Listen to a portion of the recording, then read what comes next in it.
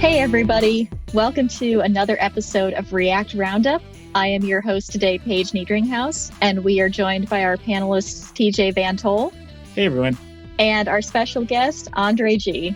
Hello, everybody. Welcome, Andrey. Are you stuck in your software development career, trying to figure out how to move to the next stage? Let me help. I'm starting a program to help developers move up in their careers using proven techniques and by starting a podcast in order to advance. Right now, I'm only scheduling calls to see where you're at, where you want to go, and how we can get you there. There's no sales involved, and you can schedule that call at devchat.tv/nextlevel. So could you tell us a little bit about why you're famous and what we're going to talk about today? That's a very good question because I'm not famous at all. I was kind of surprised when you reached out because I didn't know that anyone knew about my existence. But nevertheless, I'm glad to be here. And well, I've done some talks, public talks here and there. When I started working with Hazelcast, I have a small technical blog, which I try to keep alive on a regular basis.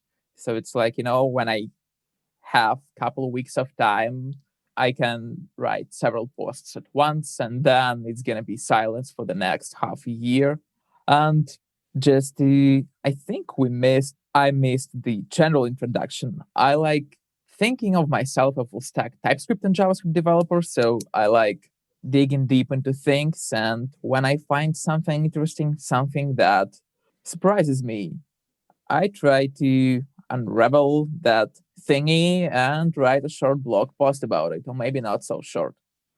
So that's pretty much it. Well, I know you wanted to talk a little bit today about data visualization and scale. So what is your background there? How did you get into data viz? What sort of data are you looking at, generating all that sort of stuff? Okay, so data visualization and how I got into that mess. Okay, so if you don't know, Hazelcast is a distributed in-memory data grid. And that's just a fancy word for cache, enterprise cache. And like any self-respecting distributed system, we have a management center where you can go and see all kinds of data, what happens with your cluster. You can manage your cluster, administrate it, okay? And I'm working on that management center, making it happen. And currently, it's kind of ugly. We're in the process of redesign. So I'm truly ashamed of its current state, at least visually. But under the hood, we do a couple of cool things to allow our users see relevant data, see some data that actually helps them. And when I joined, we've just started the process of redesigning the management center, revamping our backend, revamping the how we handle data on the front end, and in the end, that's what we are doing right now, redesigning and reskinning the whole thing. And once I started with the restructuring our data and dealing with how we display this data, I realized that we need new graphs. And before that, we had several static graphs that displayed some static predefined information, like we have several data structures, maps, replicated maps, and etc. and etc. Some just put in any other fancy name here. So maps. And those maps have some metrics associated with them. And before the redesign, before this revamping, we displayed only certain metrics for, say, one map on a screen. And I thought that it would be pretty cool to allow our users to switch freely between all of the maps that we have, to switch freely between different machines in the cluster, and maybe somehow group this data and allow our users to see some average information about the cluster. So that's basically the story of how I got into dealing with data visualization.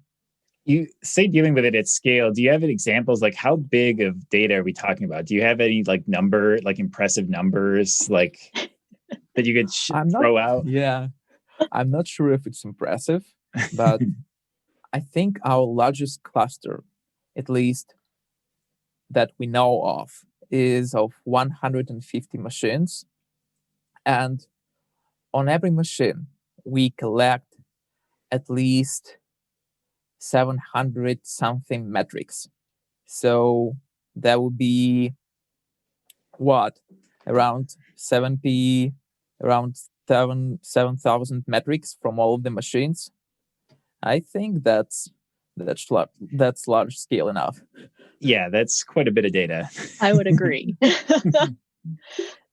So, Andrey, I have not worked with anything near the scale that you have, nor do I particularly want to, because that sounds like a very daunting task. But how do you decide, but from all that data that you're getting, like how do you design it so that users can actually make sense of all the information that you have that you could possibly be showing them?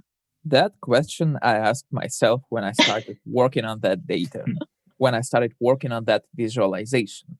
So the first idea that comes to mind when you think about what to display is to allow users pick manually, right? You can just show them some kind of a drop down and they pick certain metrics. They pick certain machines of the cluster and you just display whatever they chose. And that works fine for certain edge cases when your users are truly experienced. They read documentation 100 times. They know what they are doing. And they already know what machines in the cluster could be faulty.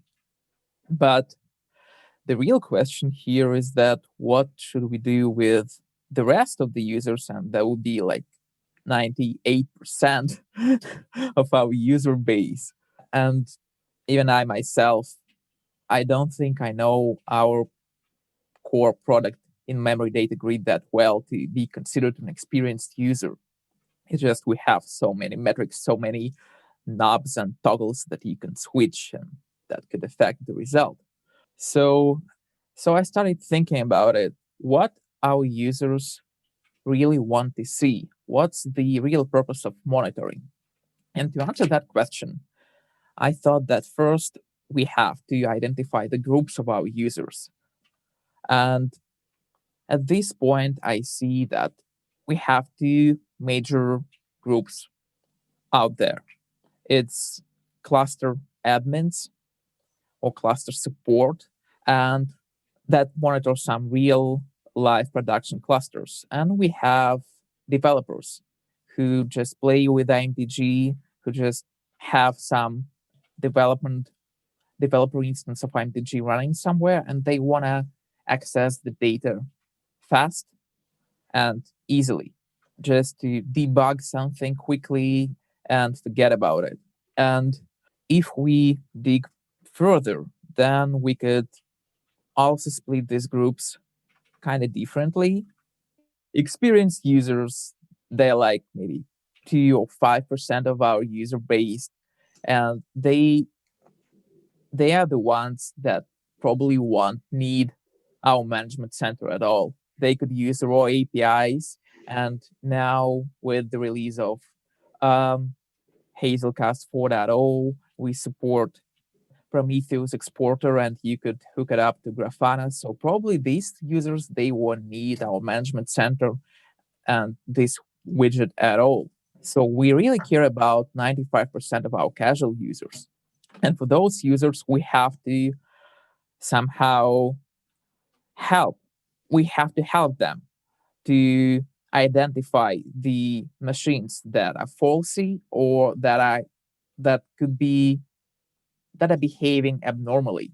And well, to draw the bottom line is that when we do some monitoring, we want to display some kind of abnormality.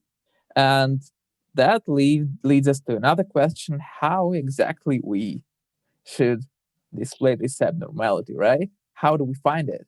Yeah, I'm curious how like that process is like, and I'm also wondering if you could get into just like I, I'm always curious about like graphing and charting libraries and the front end as well. Mm-hmm. So I'm also curious, like when you have that data set, if you've experimented with those, and if you have any recommendations for people looking into that as well in terms of how to display these things. I suggest we first speak about what to display and then get to some specific libraries in Yep. the end. What do you say? Yep. Sounds good. Okay, so we've got to the point where we decided that we need to somehow filter the data, filter the graphs to identify some abnormal ones and to display only those abnormal ones. So how do we even analyze the graphs? And before we start with that, we should get on the same page on what the graph is. So from my point of view and from what the current implementation that we have, a graph is a time series. So it's a list of objects, and every object has some value associated with it and some timestamp associated with it. So once we establish this, we can go on to how to analyze this time series. So as you remember, we have plenty of machines feeding us some data, feeding us these lists of objects. And we could analyze this time series individually or as a group. And with individual analysis, it's pretty simple. I mean, we have values inside of this time series, and these values are scalars. And if it's not, I wouldn't say that it's trivial, but it's simple enough to compare scalars and find some abnormal scalars out of the list of scalars, some scalars that deviate the most. It gets interesting with the group analysis, where we have to somehow calculate a single scalar for every member of the cluster and only then compare the scalars to find the abnormal members of the cluster. And that's where the real challenge starts. So when you say detecting these, is this like some sort of, I don't know, like almost like algorithm you're running, like at a code level, what is actually happening to try to find these things? Because presumably you like you're not actually looking over the raw data, because that would be complete madness. So is this something like you're analyzing with just some bit of code going over the data, or like what does this actually look like from like a development perspective? Yeah, in fact, it's a single case, at least in my memory, where I found some sort of justification to calculate a definite integral on the front end. So for every graph, and I think I'm revealing the something from the later, something that I want to talk about later, but let's get to it right now. We are calculating a definite integral for every data series to get that scalar value. And I don't think I know what the integral means. Could you spell that out? Yeah, sure. So, well, say you have a graph, and that graph, well, usually a graph is some sort of a function, right? Yep. And now imagine that you have some discrete data points. So you don't have a real function. You have just points here and there, and you connect these points with lines. All right. So that's what we usually see when we see some metric data, because you cannot collect metrics like at every microsecond. You cannot get the original function for every metric. You can only get a set of data points, and you have to somehow figure out how to connect them and how to interpolate them and how to restore the original function that you want to see. Yep. And Yeah, I'm starting from fast. Sorry about that. So, and now once we establish that we have this list of data points, and now we want to calculate a single value over these points. What are the ways to do that?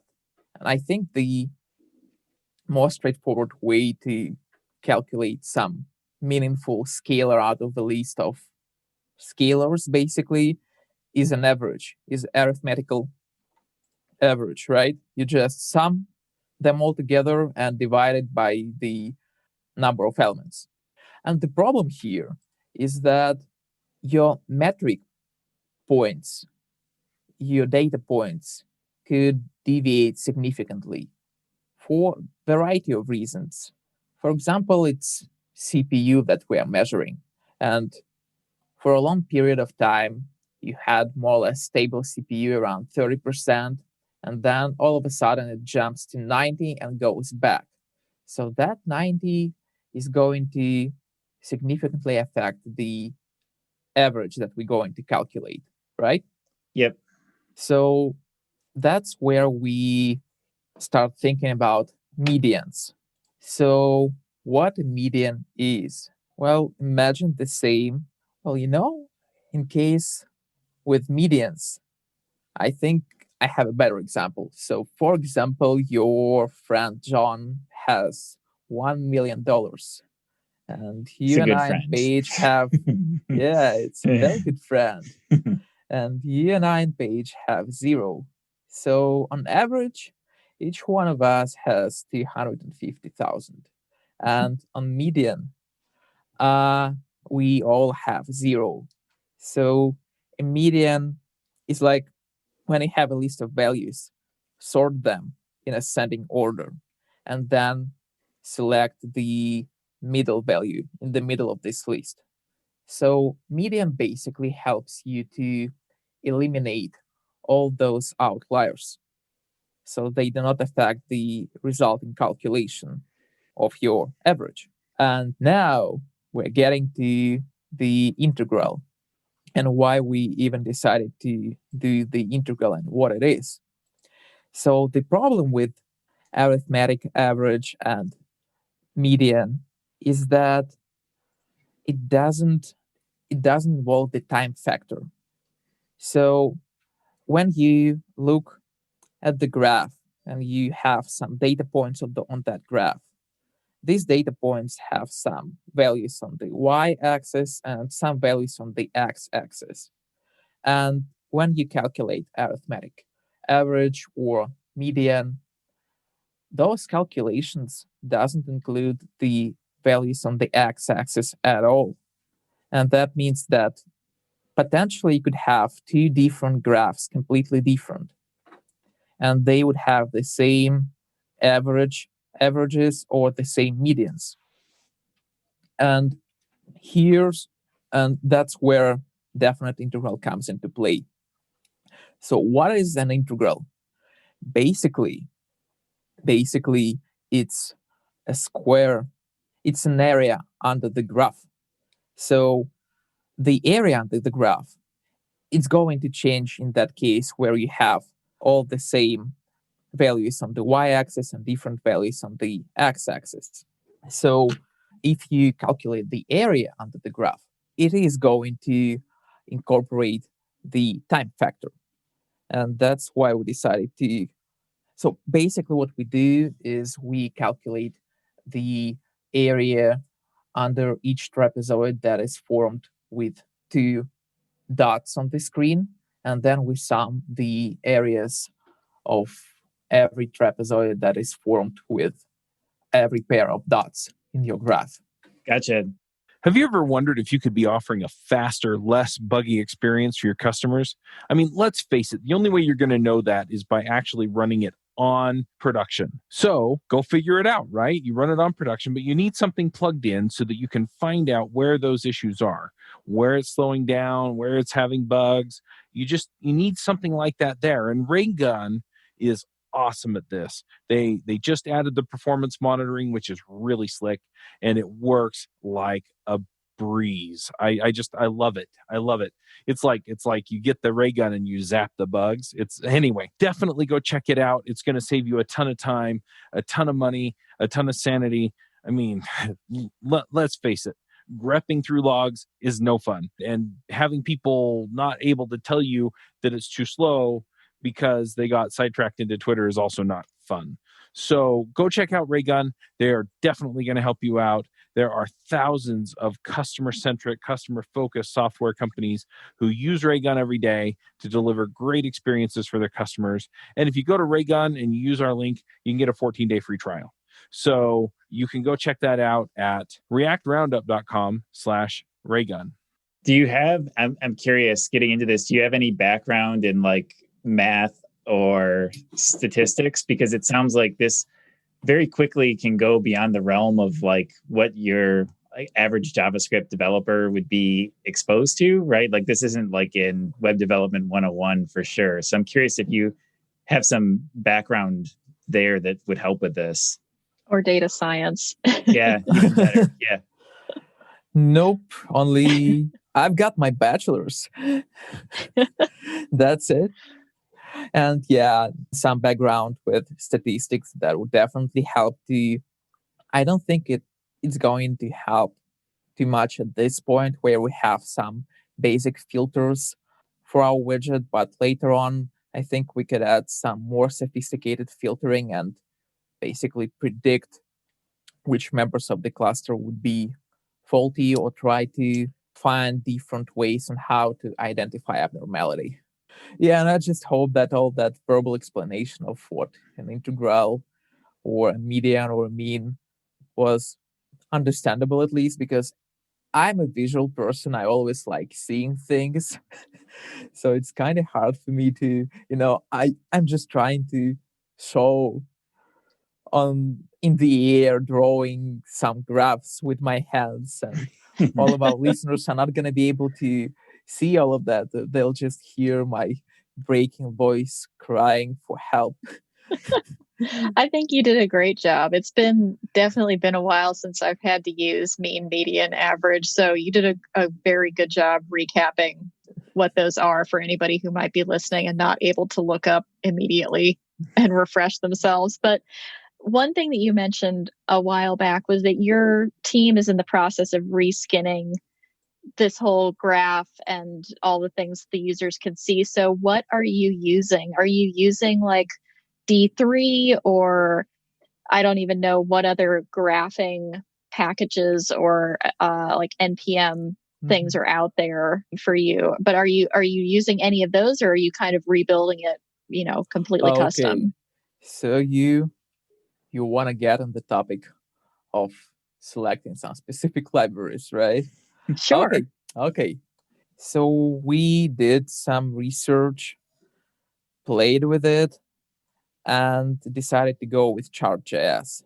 So the idea here is that we potentially could have quite a lot of graphs, quite a lot of curves, and a lot of data points on every curve. And I think a fair share of data visualization libraries use SVGs or something like that. And that could get ugly with lots of data in terms of performance. And that's why we decided to go with Chart.js, because it uses Canvas.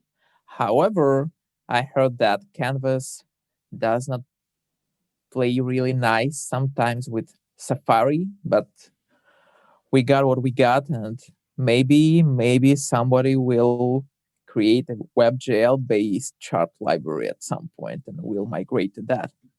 Is the issue with SVG just because you have so much, like, is it like literally there are so many lines that it like SVG becomes a problem that it just can't handle it? Because it's funny because I've heard this. I remember hearing conversations about SVG versus Canvas before, but my brain didn't retain any of it. So like in my mind, they just seem like two separate implementations that each get you a chart. So I'm curious, like, do you know what it is about SVG specifically that wasn't working? Is it just the raw data issues with that? The thing is that we have really many data points. So at least from my understanding, SVGs start performing poorly when you have lots of the dots and rectangles in it. So we cannot affect how often our metrics are gathered. I mean, we have some defaults, and that default, I think, is like every second or something like that. But our users could configure that. So potentially we could have quite a lot of data points. And honestly, I think we could have made it work with SVGs. We could have just stripped some of the data points and leaving only the major ones that affect the final visualization. But it would complicate stuff on the front end just a bit. And when we started with this widget, we didn't even know how many graphs we would wind up with. And we wanted to pick something that would handle pretty much any kind of any amount of data, But yeah, honestly, I think that probably for 95% of cases, the difference between Canvas and SVG would be negligible. Mm-hmm. But for those 5% of cases, Chart.js was just more performant. Yeah, I think so. Maybe at some later point we would consider WebGL or something like this, but at least for now, the performance of how we render the graphs is not a problem. Most probably at some point we'll see a different performance struggle with how we calculate that average. I mean, if you have too many data points so we fetch our data in chunks. And when every new chunk arrives, we have to recalculate the average, basically. So probably our first bottleneck is going to be not with the rendering of the graph, but with calculating the average. Do you need to get into like, just because of the amount of like math involved, do you need to get into like web workers at all? Or is that sort of stuff done on the server? Or have you ran into any issues with that? Regarding the web worker, I thought about it. We thought about it. And for now, it's just the calculation is being done on the main thread. And for the first iteration, we decided to cut some corners. And we are allowing our users to see only, I think it's 30 minutes of data, or maybe even 15 minutes of data. So we basically put a limit there, and we don't have to deal with that much of a data to run our calculations on. So when a new batch arrives and we have more than the maximum time window that we want to display, we discard the old batch. But in future, probably we'll consider using web workers to do that computation for us. And as to the server, it's funny that you mentioned it, because at first iteration, we did some extra calculation on the front end, but later on, we leveraged the power of our server to do some heavy lifting for us. But still, we do the calculation of that definite integral on the front end. Yeah, that's what I was wondering too. When you said that, right now, the bottleneck isn't necessarily the rendering in the browser. It's actually as the amount of data that you could consume or you would have to crunch through to render those graphs. So you said that you're limiting the users currently to 15 or 30 minutes. And that's not necessarily cutting corners to me. That sounds like minimum viable product, which is how my team puts it as we're building stuff, which is not fully like the very product that the users want or need. But what are your plans to kind of try and handle that in the future? It sounds like server crunching, if possible, could be good, but some of it, for us at least, we just can't do all of it on the server side because the browser is where all the data from all of our different points comes together and is finally present so that we can do those calculations. For the future, when we decide to extend that time window potentially infinitely, or I don't know what else we're going to come up with. So for that future cases, I don't think we'll ever transfer these calculations completely to the backend. It's just we have already invested quite a lot of effort into building this on the front end and our backend in Java. So it's just a matter of using our resources efficiently. Our management center team is actually a small team. We have, I think, now only 3 people on the front end, 3 to 4 people. So it's people come and go. You could say that the team size is dynamic, and not all not all efforts of the team is devoted to the widget. So most probably it's gonna stay on the front end, at least for the reason of reusing what we already got. But if we ever decide to do the large time window, I think we'll have to start skipping some data points. So probably we'll have to analyze if we need to account for the next data point when we decide to whether to include it in our calculations or not. And another thing that I'm thinking is incremental calculations. So as I mentioned before, we receive our data in batches, and these batches are currently, I think it's 1-minute batches.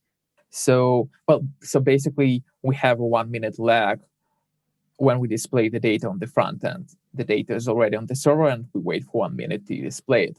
So what you can do here is that once you calculated the result for your chunk, you could memorize it, and when you have to recalculate the result for the same chunk, you could pull it out of your cache, and you could go in further when you have the result for several chunks.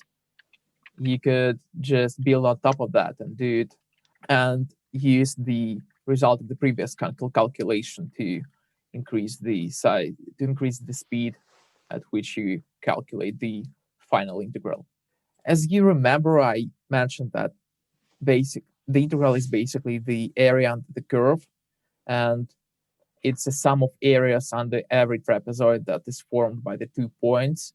So, well, say you have one new point arrived, that's only one new trapezoid, only one new area. So you can just calculate that very area and add it to your previous sum of all areas, and there you go. Yeah, makes sense. I know another topic you had in the notes here that I definitely want to discuss is related to accessibility. And this one, yeah, you laughed a little bit, and it's funny because I've been doing web development for a long time, and I couldn't give you a good answer to how in the world accessibility with charts would even work. Like, that just seems like inherently a ridiculously hard challenge. I'm curious what you do with accessibility with these charts. Is it just like, in my head, it's almost like you just provide like a text string to like almost explain what's going on? Because I can't think of, like, are there any standards for this? Like, I'm wondering how all of this works. Accessibility. It's probably my hardest struggle with the front end development. And I'm ashamed to admit it, but at this point, we're doing nothing at all. But we have redesign in progress, and one of major focuses of our redesign is on accessibility. So we're currently building a core UI library with accessibility in mind that we're going to use amongst all of our product offerings. And that means Management Center, our cloud application. And once we start integrating that library, and once we get to that point, then probably we'll start thinking about accessibility for our charts. And I did some research, and at this point, it seems like for our line charts, and they are what we primarily have in our application, you could just have a hidden table in your DOM and duplicate the content in that table. So that's what I'm thinking of. However, I don't think it makes too much sense to put all the raw data into that table, because it will be just overwhelming and not readable at all. I mean, you Yeah. have 100 data points. Who would be able to digest all the 100 in their right mind, right? Yeah. Right. So I'm thinking that we'll have to, well, we're already calculating the average result for every graph with that definite integral. So most probably we'll just put the average into that table for every graph. And that this way, our users at least would have at least some resemblance of what's going on in the cluster.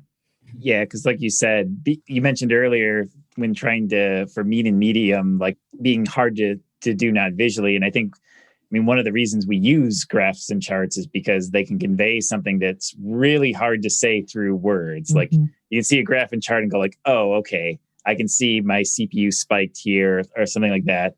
And trying to explain that to someone that can't see it, especially when you get into, like you said, like big data sets and more complex things, like that's just seems to me like an enormous challenge. But I think what you said though makes a lot of sense to me. It's like the best effort of what you can do with what you have available. Mm-hmm. Andrey. Yeah, that's the plan.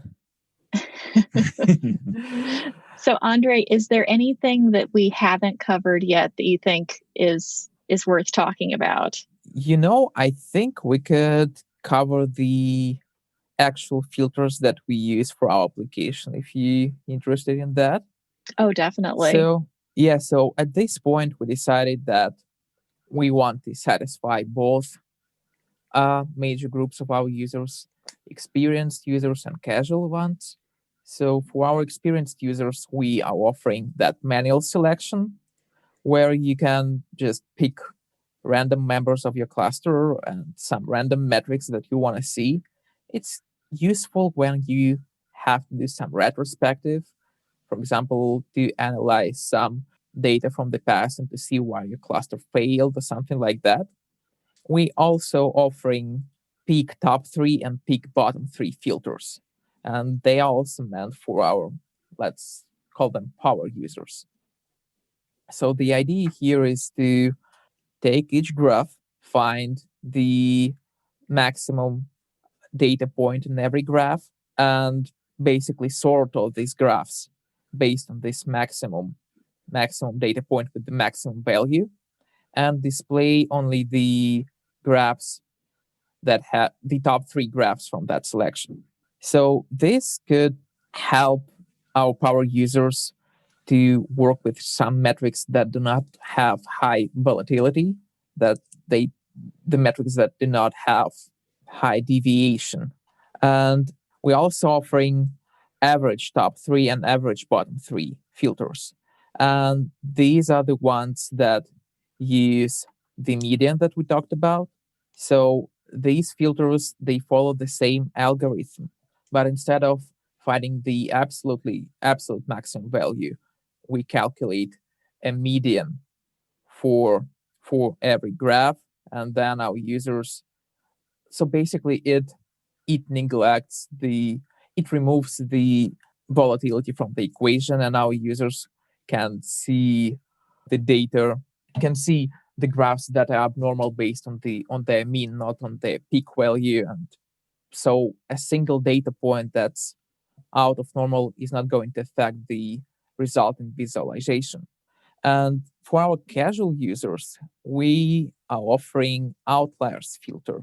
And internally, we call it just auto. So what it does is that for every graph, we're calculating an average value based on that definite integral. Then we calculate a median value out of all averages. So we have like some reference value. And then we try to find deviation from that median value among all graphs. And we display only the graphs that deviate from that average by 30 or more percent.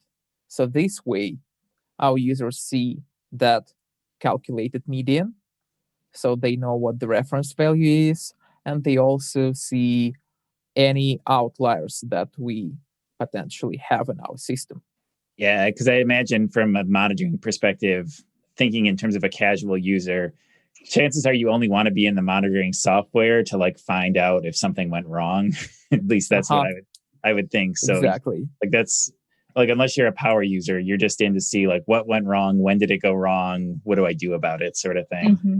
Yeah, and you don't know the reference value yourself, right? So you don't know. Well, with all the previous graphs, you didn't have any kind of reference graph.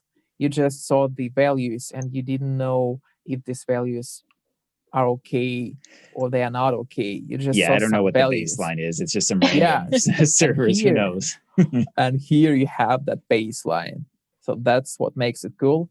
And I think I described the older version of that algorithm, because right now I mentioned that we leverage some of the backend calculations. So now backend does the calculation of that median reference baseline, but we still do the calculation of the definite integral on the front end. Very cool. So I think that this outliers filter is the purpose of writing that blog post in the first place, and it's the very purpose of me wanting to talk about data visualization with you guys, and it's the very reason why I decided to do a talk on this topic.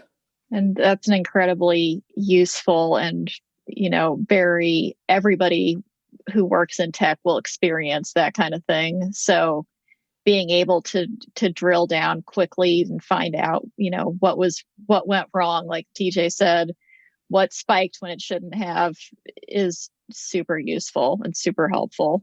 That's our hope. I have to admit that we didn't have too many users of Hazelcast 4.0, and so we didn't have a chance to collect too much feedback and too much data on how useful these new filters are. Mm-hmm. But we keep our fingers crossed. Very cool. So, Andrey, if people want to get in touch with you, find out more, see your talks, where can they reach you? Twitter, LinkedIn, email, I don't know, a real paper letter mailed to my address. Whatever works for you guys. Very nice. Very nice.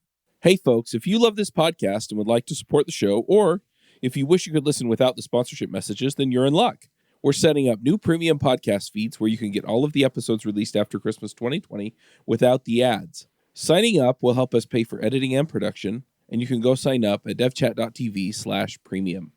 All right, I think we're going to move into the picks now. So, TJ, would you like to do our first pick for this week? Sure. I'm going to pick a book called City of Stairs.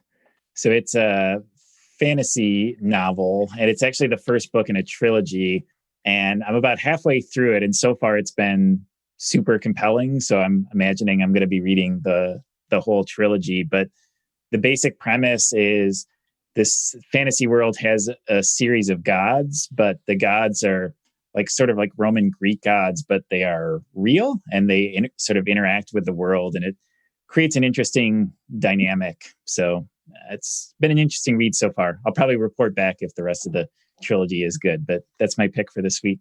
Nice. My pick for this week is going to be a Netflix series, which the world has been talking about for the past few weeks. It's called The Queen's Gambit. And it's a short, I think it's just one season is all they made.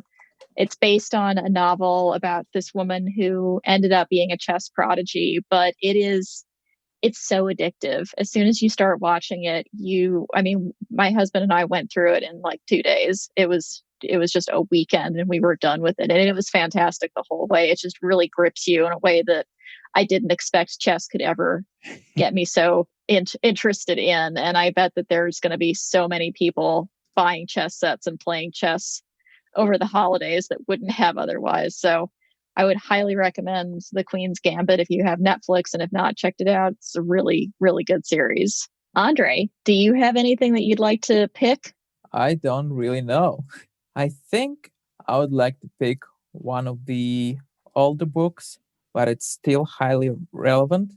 And that will be Designing Data-Intensive Applications.